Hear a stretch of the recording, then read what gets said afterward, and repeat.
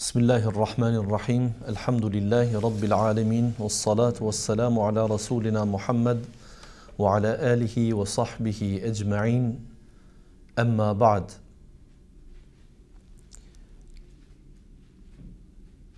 Të respektuara motra në besim, ju përshëndes. Assalamu alaikum wa rahmatullahi wa barakatuh. Duke pasur parasysh hadithin e Muhammedit sallallahu alaihi wasallam, i cili e definon shkurt dhe qartë fen në përgjithësi, ku thot ed-dinu an-nasiha, feja thjesht është këshill. Duke pasur parasysh obligimin që Allahu i plot fuqishëm ja ka bë pejgamberve dhe atë obligim ja ka trashëgu dietarëve, të cilët pasojnë pejgamberët, pastaj edhe njerëzve më të rëndëmt varësisht prej nivelit të dijes, varësisht prej nivelit arsimor të ti dhe të atyre që rrethohen me te. Pra, të gjithë thuaj se besimdrejtit e kanë obligim që të këshillojnë në emër të fesë, që të thirrin në rrugën e Allahut. Allahu i plot fuqishëm, një sure të shkurtër nga suret e shkurtrat që e ka zbritur, për të cilën tashmë dihet, Imam Shafiu kishte thënë, po të mos kishte tjetër sure të zbritur në Kur'an, dhe të ishte vetëm kjo, do të mjafton të kuptimi i saj, pra ku Allahu betohet në kohën dhe thot Bismillahirrahmanirrahim, wal asri innal insana lafi khusr. Pasha kohën thot Allahu, pa kur far dileme, njeriu në esencë është në humbje. Illa alladhina amanu wa amilu s-salihati. Për njerëzve të cilët mund të ruhen, mund të mbrohen nga lajthitja dhe humbja, janë vetëm ata që kanë besuar drejt dhe kanë vepruar po ashtu drejt, rrjedhimisht prej besimit të tyre. Wa tawasau bil haqqi wa tawasau bis sabri, dhe të cilët njëri tjetrin e këshillojnë për të vërtetën, për hakun, dhe të njëjtën kohë njëri tjetrin e këshillojnë për durim. Nga kjo pra dietarët kanë nxjerrë 4 detyrat e çdo njerit që duhet të pajiset me to si musliman. E para është që të ketë dituri, sepse është përmendur aty që njerëzit të cilët janë të përjashtuar nga dështimi, nga humbja, janë një kategori. Ata pra janë besimtarët që punojnë punë të mira, por për të pasur besim të drejt, duhet të paraprihen me dije që sigurisht ata i njofton me Allahun, dhe pastaj ata e shprehin edhe deklarativisht atë besim të tyre. Pra nuk kërkohet që besimi thjesht të jetë diç e trashëguar, të jetë thjesht pse jem musliman të parët tanë, pra dem babaden në shtëpinë tonë thuhet shahadeti, lexohet Kur'ani, falet namazet e tjera, ndonë se këto janë vlera të mira, por megjithatë çdo njeri obligohet që në mënyrë individuale të jetë i pajisur me besim, dhe të ai besim ai duhet të arrijë përmes dijes së vet. Derisa dituria nuk trashëgohet, atëherë nuk ka mundësi që edhe besimi të trashëgohet.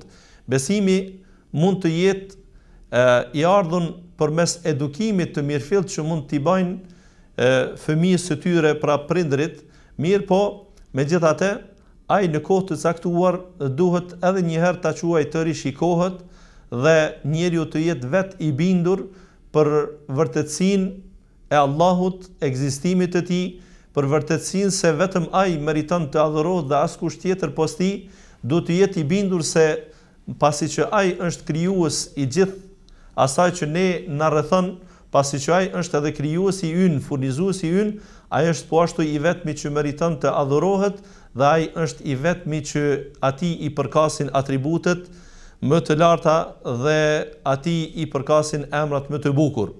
Pra, thjesht për të gjitha këto ne duhet të jemi të bindur vet, sepse Allahu kështu e ka urdhëruar fundja Muhammedin sallallahu alaihi wasallam kur i thot: "Fa'lam annahu la ilaha illa Allah." Dije o Muhammed se nuk ka të adhuruar tjetër me të vërtet përpos Allahut. Pastaj i dërguari sallallahu alaihi wasallam thot: "Men alima annahu la ilaha illa Allah dakhala al-jannah." Kush arrin që gjatë jetës tij të kuptoj, të di se nuk ka kush që meriton të adhurohet përpos Allahut, do të hyjë në xhennet. Pra, duke pasur parasysh se besimi jon do të paraprihet me dije, atëherë ne do të pajisemi me dije. Dhe në kuadër të dijes që ne e bëjmë, pra arrim deri tek besimi, atëherë besimi nuk është kulmi i asaj që kërkohet prej nesh, por përkundrazi është ajo baza e fuqishme që kërkohet të arrim deri tek ajo e mbi të cilën duhet të ndërtohen veprat tona, pra wa amilus salihat, dhe ata që pas dijes së tyre kanë arritur te besimi i drejt dhe i vërtet, dhe ai besim ata i çon drejt veprave të mira, veprave të cilat janë konform ligjit të Allahut, veprat që janë konform sunetit të Resulullahit sallallahu alaihi wasallam, dhe të njëjtën kohë ato vepra paraprihen me një jetë të sinqert që bëhen vetëm për hir të Allahut, dhe këto pra quhen vepra të mira. E sa të shumta mund të jenë ato, pra çdo vepër që i plotson këto dy kritere quhet vepër e mirë. Të jetë vetëm për hir të Allahut dhe të jetë në platformë me rrugën të cilën na ka tracuar Muhamedi sallallahu alaihi wasallam. Dhe jo vetëm kaq, pra, nëse ne kemi arritur që të besojmë drejt, nëse ne kemi arritur që në bazë të atij besimi të drejt të jem edhe vepër mirë, atëherë me domos ne e kemi obligim që të therasim në këtë rrugë, në këtë besim të drejtë dhe në punë të mbarë dhe të mira. Pra është obligim i yni që një gjë të tillë ta bëjmë ndërmjet vete, pra secili në familjen e vet, secili në rrethin me cilin jeton, e ka obligim që ofertën e mirë të cilën e ka shijuar, të cilën e ka pranuar, t'ja komunikoj edhe të tjerëve. Pastaj, udhëzimi është në dorën e Allahut, nga ne nuk varet se kush është në rrugën e tij, pasi që po të kishte dikush ndikim që ta udhëzonte dikën, do të ishte më meritori për këtë vetë Resulullahi, vetë Muhammedi sallallahu alaihi wasallam, por Allahu pasi atij i tha: "Inneke la tahdi man ahbabta, walakin Allah yahdi man yasha." Ti o Muhammed nuk ke kapacitet, nuk ke mundësi ta udhëzosh atë që ti dëshiron, që ke dëshirë, por Allahu e udhëzon atë që ai dëshiron. Pra thjesht derisa kjo nuk ka qenë e mundur për Muhammedin sallallahu alaihi wasallam, sigurisht që më me prioritet duhet të kuptohet se nuk është e mundur edhe për ne, por ne pra nuk duhet të dorëzohemi, ne duhet të therasim njerëzit në rrugë të drejtë dhe të mbarë, ne duhet të thrasim njerëzit në rrugën e xhenetit nëse këtë ja dëshirojmë vetvetes. Nëse ne pra jemi bindur se vetëm kjo rrugë është ajo që garanton për ne të ardhmen në ahiret, atë nuk guxojmë që të jemi symbyllur karshi të afërmeve të tanë që e shohim se nuk din të veprojnë për atë ditë, nuk din ta besojnë ndoshta edhe atë ditë, nuk din të sjellin para vetes vepra të mira me të cilat mund të shpërblejnë dhe ta meritojnë mëshirën e Allahut. Pra ne duhet të jemi thirrës në këtë rrugë, pra pasi ja kemi dashur këtë vetvetes t'ja dojmë edhe të tjerëve, e sidomos atyre që i kemi më të afërt. Thirrja pra thjesht është obligim, vetë feja pra është këshill. Allahu pra e pas ka zbritur Islamin që të jetë këshill. Këshill është për Allahun, këshill është për të dërguarin e tij, këshill është për librin e tij, këshill është për parin e besimtarëve, këshill është edhe për besimtarët në përgjithësi. Pra e këtill është feja jon, e këtill është feja të cilën Allahu ja ka zbrit njerëzimit dhe feja e cila është e vetme e pranuar tek ai pra Islami. Pra thjesht, kjo është matematika, kjo është mënyra se si Allahu i llogarit veprat tona. Pra ne duhet i therasim të tjerët e jo të mendojmë me sy të një biznesmeni, me sy të një ortakërie që mund të kuptohet si konkurim në fitimet tona. Nëse ne mendojmë pra se kur të besojmë vetë personalisht, atë duhet ta mbajmë në vete, ndërkaq për të tjerët është mirë që ta mbajmë fshehur azi në mënyrë që të mos na konkurrojnë për në xhennet, atëherë ne duhet të themi kështu. Xhenneti nuk ka numër të limituar, nuk ka numër të kufizuar se sa duhet të hyjnë aty. Pastaj Allahu ne na shpërblen dhe ne do të jemi më meritor të shpërblehemi me xhennet kur ne për në xhennet therasim. E jo ta mbajmë atë ta quaj monopol, sepse po të ishte kështu çështja, atëherë pejgamberët do ta mbanin këtë monopol dhe nuk do të arrinte deri tek ne. Nuk do të jemi ne të këqij në zemër që thjesht t'ja dojmë vetes të mirën dhe t'ja mohojmë atë dëshirë për të tjerët. Thjesht ne duhet atë që ja dëshirojmë vetvetes, t'ja dëshirojmë edhe të tjerëve, e tek Allahu është udhëzimi dhe vetëm atij i takon që njerëzit të udhëzojnë. Natyrisht, këshilla mund të jetë e dobishme, por mund të jetë e padobishme.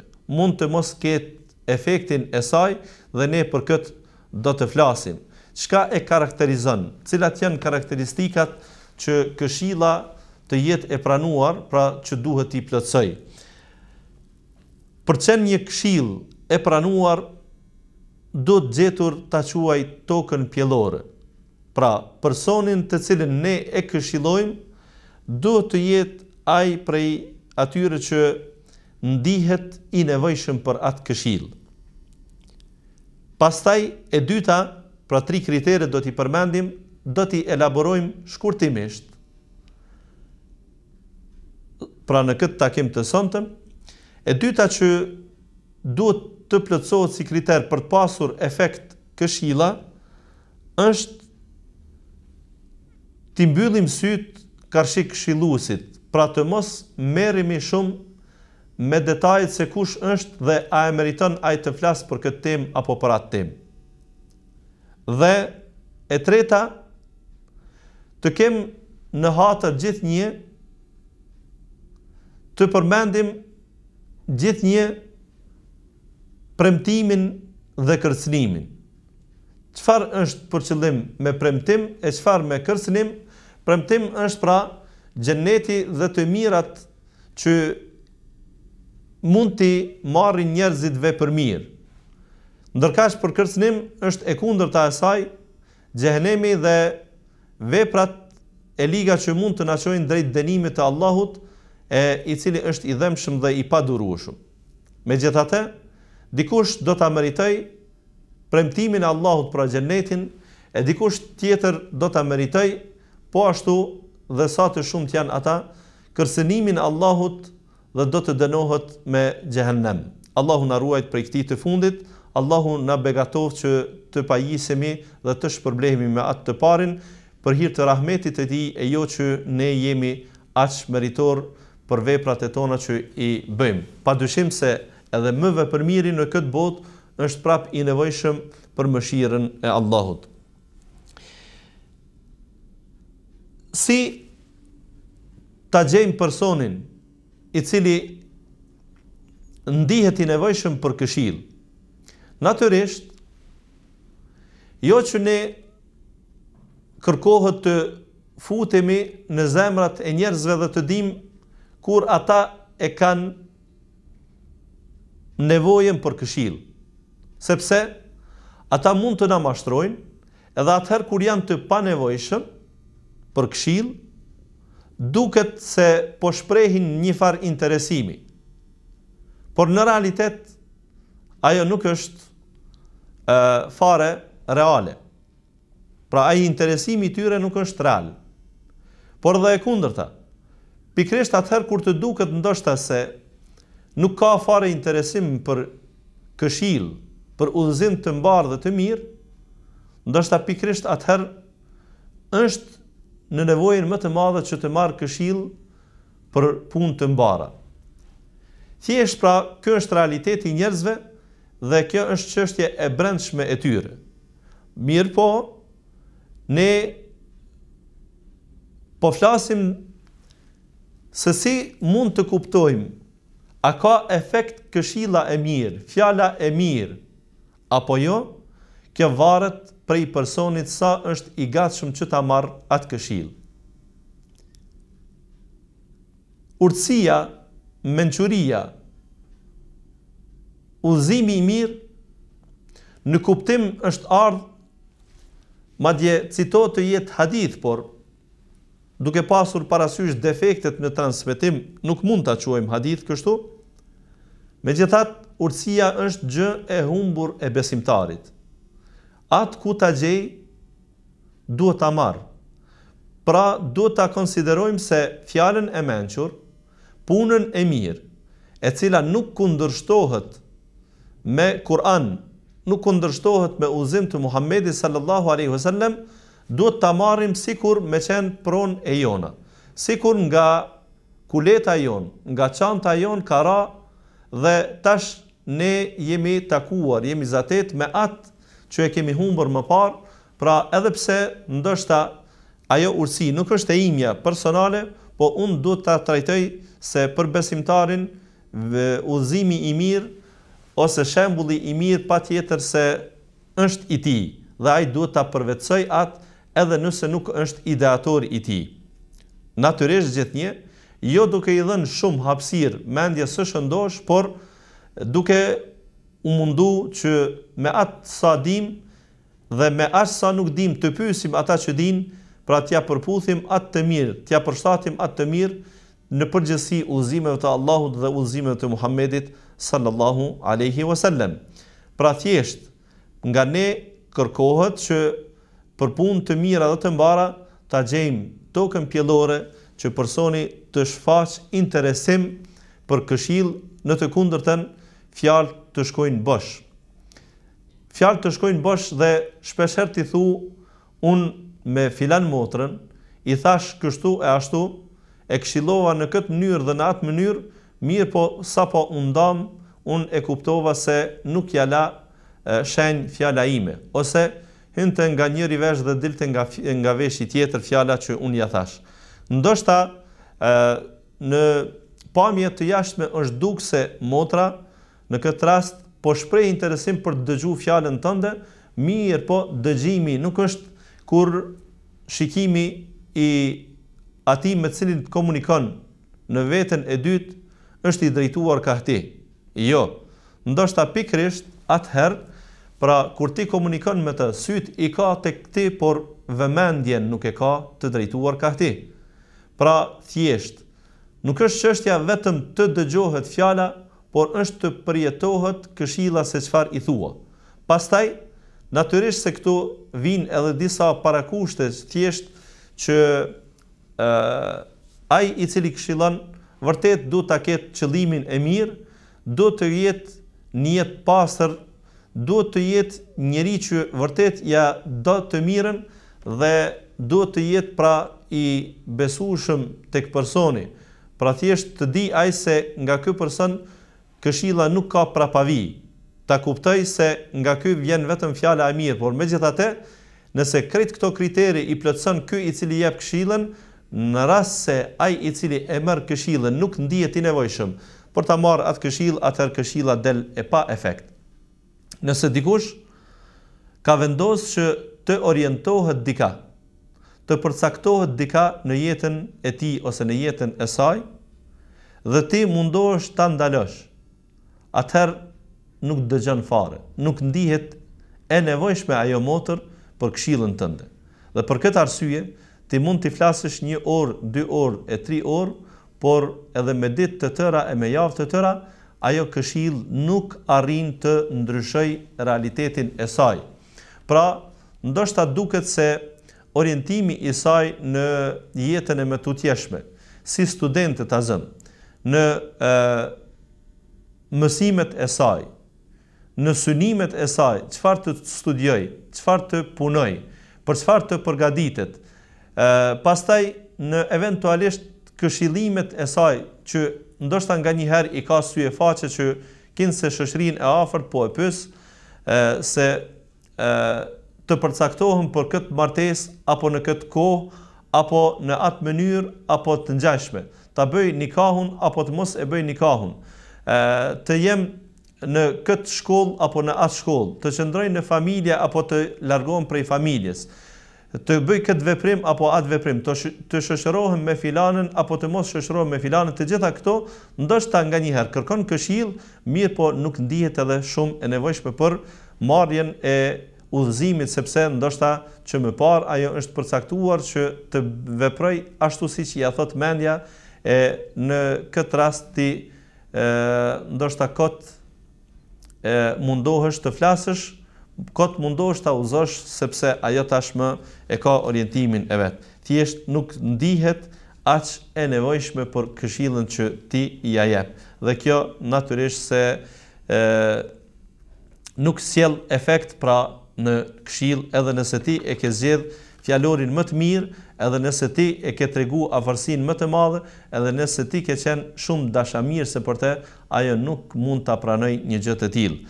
Kështu që në këtë rast nuk duhet ta fajsosh vetveten, a thua vallë, çfarë janë mëkatet e mira që nuk po më mirret fjala, por mund të konstatosh pasi që i ke bërë një analizë vetes se ndoshta ajo të cilën e ke këshilluar nuk është edhe aq e nevojshme për këshillën tënde ose nuk është e gatshme që ta marr këshillën tënde.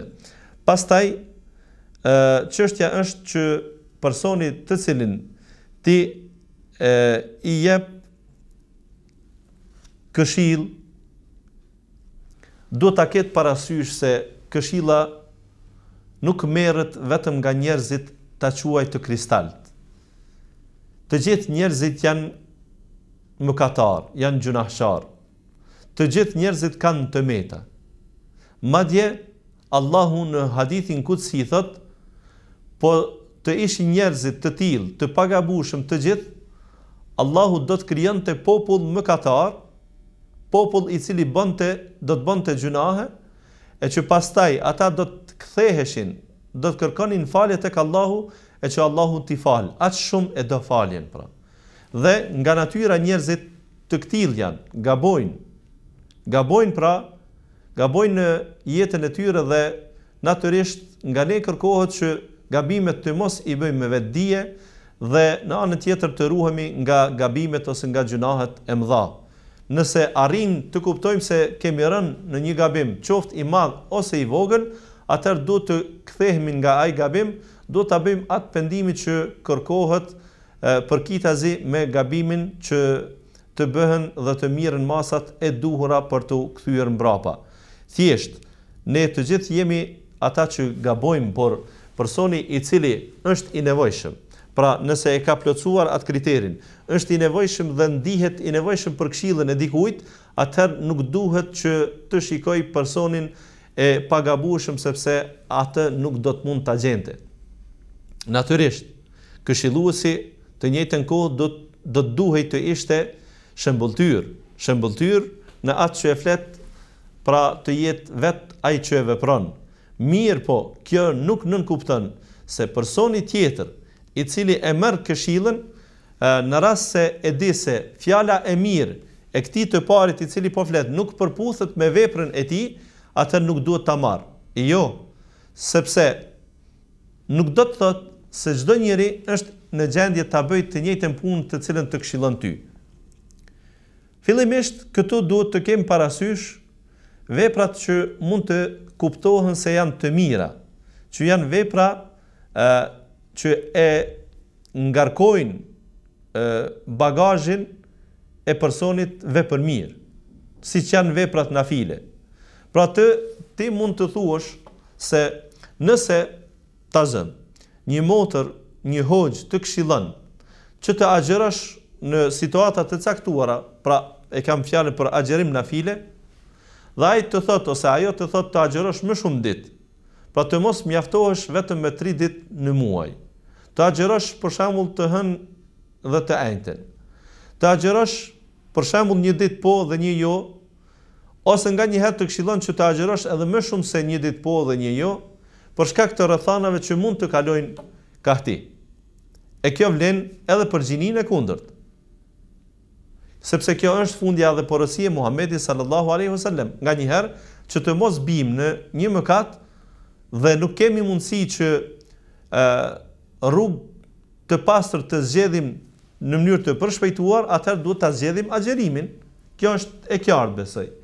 Mirë po, ti tash nuk ke të drejtë të thuash pse ajo që po më thot mua të agjëroj çdo ditë ose një ditë po dhe jo, ajo vetë nuk agjeron ku me ditë se sa, ose ndoshta ajo nuk agjeron më shumë se 3 ditë. Thjesht pra, është çështje e vullnetit të secilit për punët nafile që janë. Pra, nuk mund të ndihet dikush i hendikepuar nga mos veprimi i tij i veprave nafile që atë t'ja sugjeroj dikujt tjetër. Ndoshta dikush ka një mënyrë të ibadetit tjetër që e vepron më shumë, i shkon më shumë, e bën më lehtë se sa tjetri, dhe kjo nuk do të thotë se ato vepra tjera që kjo nuk i vepron, nuk guxon t'ja sugjeroj dikujt tjetër. Po e marrëm disa shembuj. Dikush lexon Kur'an më tepër. Dikush agjeron më tepër, dikush fal namaz nafile më tepër, namaz të natës. Dikush mëson më tepër, pra ngrit nivelin arsimor në çështje të fesë. Të gjitha këto janë ibadet. Dikush bën dhikr më tepër. Nuk do të thotë se në të gjitha mund të jetë në vendin e parë. Dikush mund të jap lëmosh sadaka më tepër, sepse posedon, sepse ka. Dhe ndoshta dikush që është i varfër e kompenzon po e quaj atë mënyrë që nuk e ka mundësinë ta bëj të lëmoshës, të sadakadhënies, e kompenzon me ibadete tjera, duke lexuar Kur'an më shumë ose duke falur namaz natë më shumë. Kjo nuk do të thotë se kjo nuk ka të drejtë motrës saj, e cila ka mundësi të jap. Për shembull ta këshilloj atë me bujari, me dorëlirësi, me dhënie. Ka të drejtë. Ose e kundërta, kjo që jep më tepër, e që ndoshta më pak fal namaz nafile. Nuk është pra e obliguar ose e ndaluar ajo që të flas për namazin nafile ose namazin e natës. Pra gjithnjë kur jemi te veprat vullnetare, veprat nafile, çdo njeri ka të drejtë ta këshillojë tjetrin, edhe nëse nuk është ndoshta gjithaq shëmbëtyr për tjetrin. Fundja, ai personi i cili e merr këshillën, pra duhet ta kuptoj, pse po e merr këshillën? Po e merr këshillën pse ja dha dikush për inati, apo se është këshill e mirë?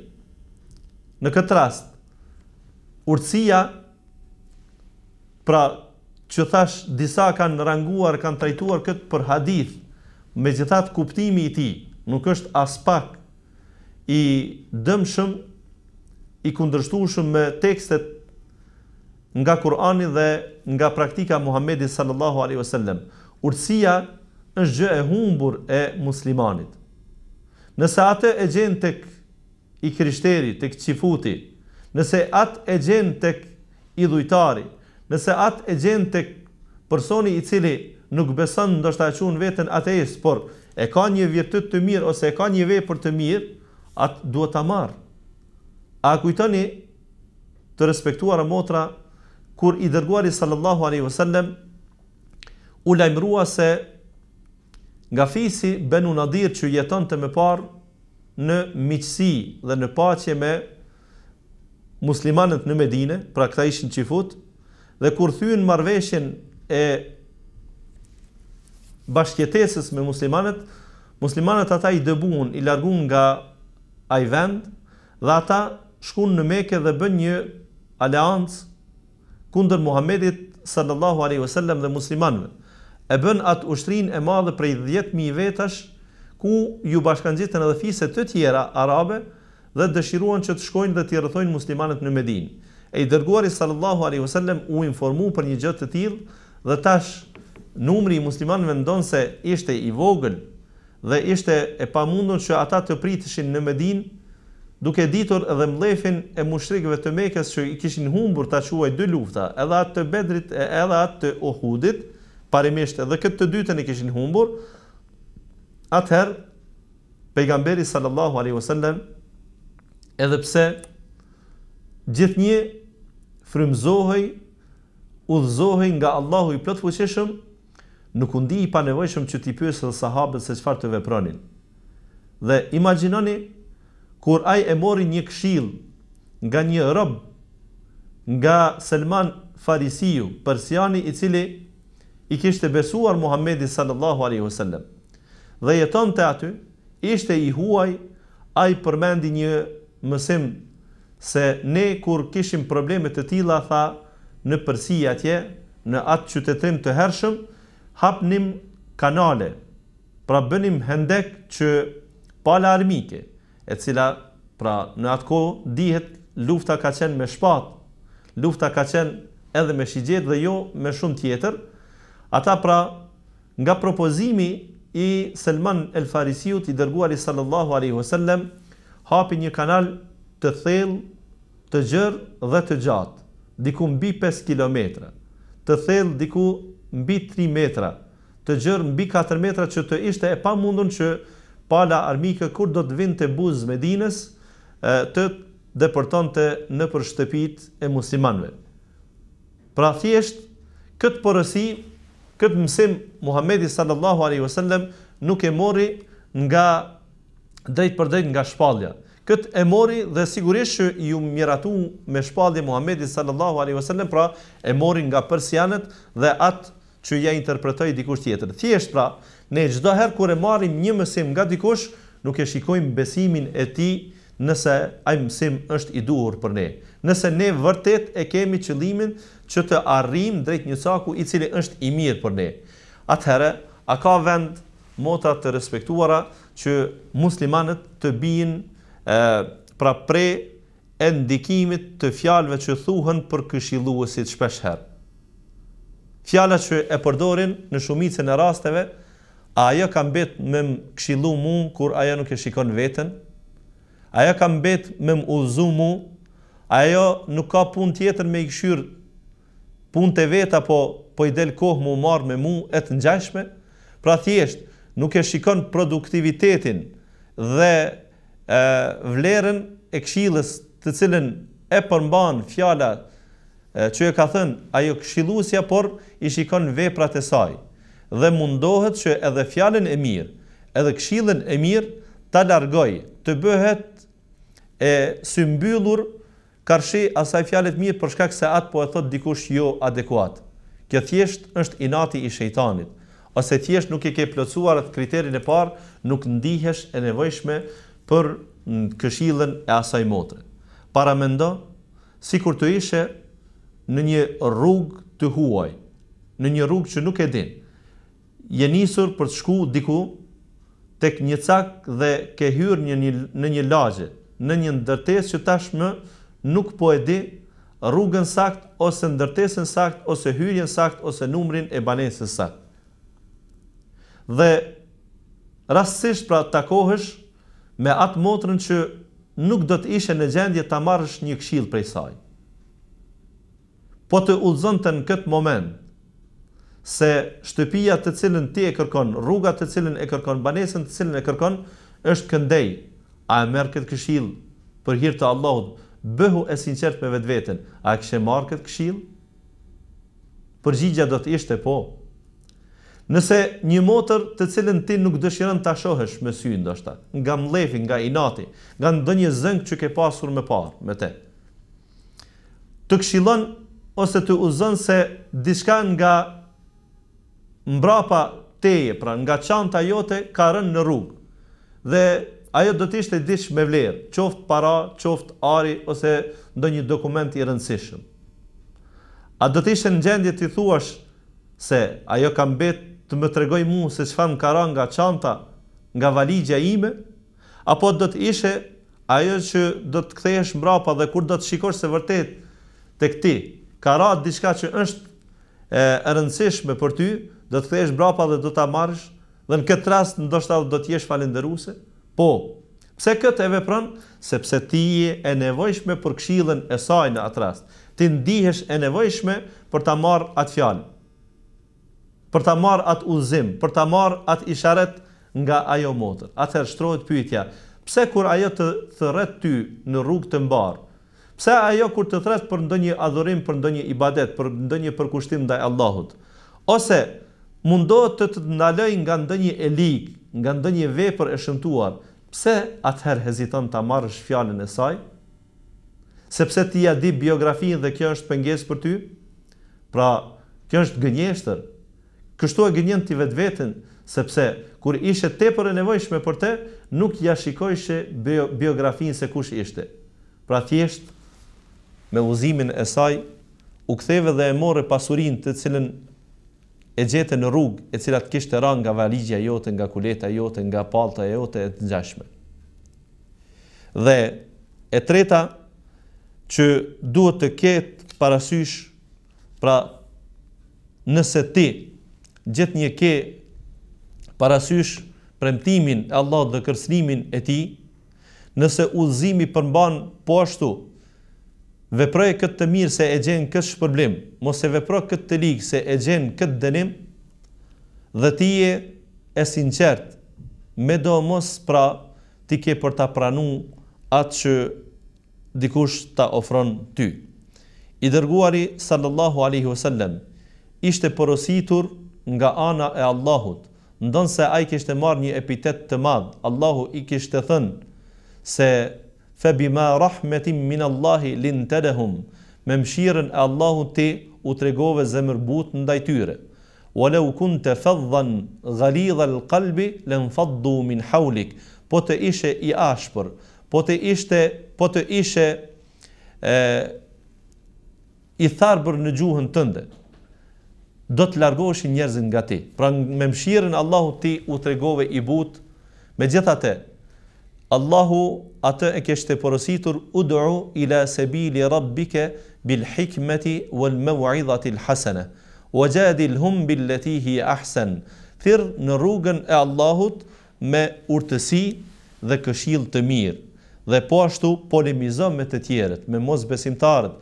Nëse i vjen çështja që të debatosh ose polemizosh me ta, gjeje rrugën më të mirë. Atëherë këtu porositemi me 3 gjëra. Këshill të bëjmë, pra thirrje të bëjmë me urtësi, dhe këtu nuk kërkohet që urtësia të jetë e mirë, se urtësia nuk ndahet në 2 lloje. Nuk ka urtësi të mirë dhe të keqe. Ajo që është urtësi është vetëm e mirë. Ajo që është mençuri është vetëm e mirë. Për këtë arsye Allahu këtu nuk na porosit me një gjë të tillë. Ndërkaq thot wal maw'izati al hasana, thot thirri po ashtu me këshill të mirë, sepse këshilla nganjëherë mund të mos jetë e mirë. Këshilla mund të jetë thumbuese nganjëherë. Këshilla mund të jetë e atill që të këshilluarin e bën të largohet nga ti.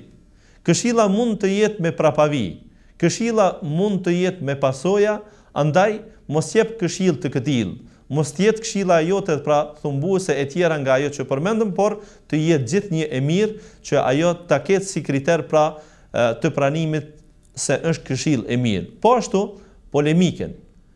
Po e filloj me debat, e mund të përfundoj me polemik, me palët tjera të cilët nuk besojnë, mundohë që t'i gjesh mënyrat më të mira të elaborimit të çështjeve. Mundohë që debatin me ata që nuk binden fjalës së Allahut, nuk i binden porosisë së Muhamedit sallallahu alaihi wasallam, mundohë që atë këshill dhe atë polemik me ta zhvillosh me metodën më të mirë, të kesh respekt për njeriun, të kesh respekt edhe për të paditurin, të kesh pra ta mëshirosh për paditurinë e tij, të kesh pra virtytet e një thirrse që duhet të pajiset me to në mënyrë që fjala e tij ose fjala e saj të jetë e pranuar. Këto pra në pika të shkurtra të respektuara motra janë disa këshilla që i japim të gjithë atyre që thërasin, e unë jam i sigurt se të gjithë ne, e posaçërisht gjinia juaj e di se merren me të madhen në thirrje, në këshillim, pra duke e ditur se edhe rezultatet janë shpesh herë mahnitse për së miri, për së mbari, pra elhamdulillah.